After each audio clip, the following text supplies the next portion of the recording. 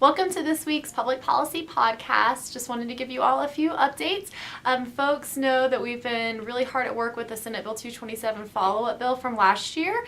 The new bill has been introduced this year. It's House Bill 1162, and that bill is designed to create protections for cases where a sexual assault resulted in the birth of a child and there was not a criminal conviction.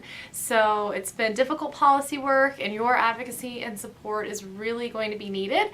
For that reason, we are really fortunate our partners at the Colorado Coalition Against Domestic Violence, for their Legislative Education and Advocacy Day, they are hosting a webinar about this bill, the follow-up bill, House Bill 1162, and we will be a part of that webinar as well. It's going to be February 11th at noon, so go ahead and save the date. It's free to participate, and during that time and space, we're just going to be going over the bill and talking with you about ways you can provide advocacy. We're going to do a postcard campaign on it and make sure that folks have talking points that they can use. So look for that and save the date.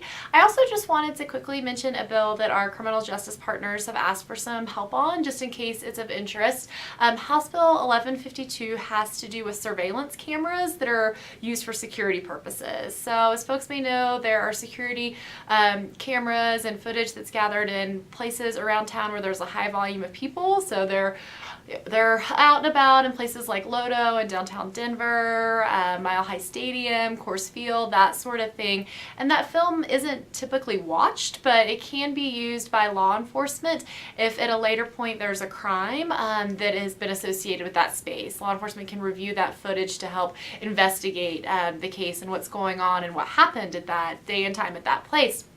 So this bill is actually mandating the video that's obtained via surveillance in some situations is destroyed after 6 months of recording. And law enforcement has let us know that they're particularly concerned about how this could affect sexual assault cases, because we know that sexual assault victims often may have a delayed report due to trauma and safety concerns and that sort of thing. And if there's a delayed report and the footage is destroyed at that point, then they may not be able to investigate the case as they would like to and have all the tools that they need.